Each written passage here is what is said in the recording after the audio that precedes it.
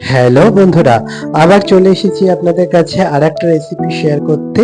একটা chicken dish বানাবো, যেটা হচ্ছে চিকেন রেজালা। তার জন্য আমি কড়াইয়ে সাদা তেল দিয়ে তাতে ফোড়নে দিয়ে দিলাম তেজপাতা, শুকনো লঙ্কা, গোটা গোলমরিচ আর গোটা গরম মশলা দিয়ে পেঁয়াজ বাটাটা দিয়ে নিলাম। দিয়ে পেঁয়াজটা কষিয়ে নিয়ে আর এদিকে চিকেনটাকে আমি 2 ঘন্টা আগে ম্যারিনেট করে রেখে দিয়েছিলাম। ওই 2 চামচ আদা, 2 চামচ রসুন বাটা, গোলমরিচ গুঁড়ো, সাদা তেল আর অল্প নুন আর হাফ কাপ টক দই দিয়ে আর 1 চামচ ভিনিগার দিয়ে ম্যারিনেট করে রেখে দিয়েছিলাম 2 ঘন্টা আগে। তারপরে চিকেনটা দিয়ে এবার চিকেনটাকে কষতে থাকবো। কষতে কষতে চিকেনটা একটু 5 মিনিট ঢেকে দেবো। ঢেকে দিলে চিকেনের যে জলটা বেরিয়ে আসবে, ওই জলটা শুধুই কষতে থাকবো। জলটা শুকিয়ে যাওয়া মানে আমার চিকেনটাও রেডি হয়ে গেছে। আর ম্যারিনেট করে রেখেছিলাম টক দই ভিনিগার দিয়ে, অলরেডি চিকেনটা নরম হয়েই আছে। তো এই যে দেখুন আমার চিকেনটা কষছি। একঘেয়েমি চিকেনের ঝোল, চিকেন কারি খেতে খেতে বোর হয়ে গেলে এই রেসিপিটা খুব ভালোই লাগে। আর এটা রুটি, পরোটা, লুচি এবং রাইস, পোলাও এর সঙ্গে খুব ভালোই যায়। আর খুব একটা মানে রিচ হয় না, একটু লাইটই হয়, দই ঠই থাকে, ওই জন্য খুব ভালো হেলদিও খাবারটা, ভালোই লাগে। আর চটজলদি রান্নাটাও হয়ে যায়। তো দেখুন আমি চিকেনটাকে কষতে কষতে এই যে একটু ঢেকে দিলাম। ঢেকে দেওয়ার 5 মিনিট পরে যে খুলেছি, কতটা জল বেরিয়ে গেছে। এই জলটা শুকিয়ে যাবে, গেলে আমার চিকেনটাও হয়ে যাবে। এই জলটা শুধুই কষতে থাকবো। তো আমার তারপরে চিকেনটা রেডি হয়ে যাবে। আর এদিকে আমি একটা বেরেস্তা বানানোর জন্য আমি পেঁয়াজটাকে কুচিয়ে নেবো। এটা অপশনাল, কেউ চাইলে দিতেও পারেন বা নাও দিতে পারেন। আমি দিই, বেশ ভালো লাগে। তো পেঁয়াজটাকে আমি কুচিয়ে নিয়েছি, একটু ছোট ছোট করেই কুচিয়েছি। আর বেরেস্তার পেঁয়াজ জানি আর একটু বড় হয়। তো আমি ছোট ছোট করে কুচিয়ে নিয়ে এই বেরেস্তা করার জন্য সাদা তেলে আমি বেরেস্তাটা করে নেবো। আর এই রেসিপিটা সাদা তেলেই হবে, কেন রেজালাটা একটু সাদাই হয়। তো আমি বেরেস্তা বানিয়ে নিয়েছি। আর এদিকে আমার চিকেনটাও দেখুন জলটাও শুকিয়ে এসেছে, চিকেনের যে জলটা বেরিয়েছিল শুকিয়ে এসেছে, আর চিকেনটাও অলমোস্ট ডান হয়ে গেছে। তো এরপরে একটা কাজু বাদাম আর চালমগজ বেটে রেখেছিলাম, সেটা উপর থেকে দিয়ে দেবো।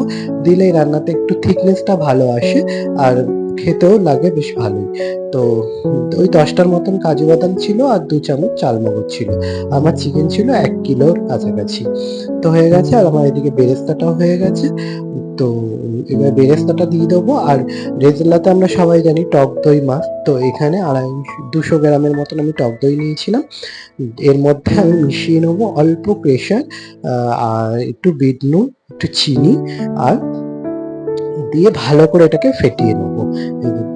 ভালো করে কেন ফেটিয়ে নিলে এরকম ভাবে দিলে এটা দানা দানা এসে যাবে এবং জলটা ছেড়ে দিলে দইটা ফেটে যাবে। আর দইটা দেওয়ার সময় একদম গ্যাসের ফ্লেম কমিয়ে রাখতে হবে। হাই ফ্লেমে দিলে দইটা ফেটে যাওয়ার সম্ভাবনা আছে। তো ওই যে ভালো করে ফেটিয়ে দইটা দিয়ে নিলাম। দিয়ে ভালো করে, এর সঙ্গে চাইলে আপনারা একটু ফ্রেশ ক্রিমও দিতে পারেন। আমি দিইনি, এমনিই দিয়েছি। ফ্রেশ ক্রিম দিলে জিনিসটা আরো সাদা সাদা লাগে এবং আরো ভালো হয় টেস্ট খেতে। আর এদিকে রিং শেপে পেঁয়াজগুলো কেটে রেখেছিলাম, এগুলো ওপর থেকে দিয়ে দেবো। আর কাঁচা লঙ্কা, ঝালটা যে যার টেস্ট মতন দেবেন। আমি একটু ঝালঝালি করেছিলাম, শুকনো লঙ্কা দিয়েছিলাম, কাঁচা লঙ্কা দিয়েছিলাম, একটু ঝাল হয়েছিল, আমরা ঝালটা পছন্দ করি তাই। তো পেঁয়াজগুলো দিয়ে দিলাম, এরপরে বেরেস্তাটাও দিয়ে দেবো। দিয়ে ফ্যাটানো যে টক দইটা তো দিয়েই দিয়েছি, দিয়ে সব একসঙ্গে ভালো করে মিশিয়ে একটু ঘি দিয়ে ঢাকা দিয়ে দেবো 5 মিনিটের মতন। এই যে দেখুন সব একসঙ্গে মিশিয়ে নিচ্ছি। দিয়ে এলে আমার চিকেন রেজালা একদম রেডি হয়ে গেছে। কত চটজলদি হয়ে যায়, সবকিছু ঠিকঠাক গোছানো থাকলে রান্নাটা একদম বেশি সময় লাগে না। হাফ চামচ জাস্ট ঘি দিয়ে দিলাম, একটু দিয়ে ঢেকে দেবো, যাতে সমস্ত কিছু সেট হয়ে যায় এবং স্মেলটাও ভালোভাবে ঘিয়ে স্মেল ছড়িয়ে যায় চিকেনের সঙ্গে। তো তার জন্য এই দেখুন ঢাকা দেওয়ার পরে খুলে দিয়েছি, কত সুন্দর তেলও ছেড়ে দিয়েছে। একদম পুরো ধাবা স্টাইলে চিকেন রেজালা বাড়িতেই হয়ে গেছে। চিকেনটাও কত সফট হয়েছে।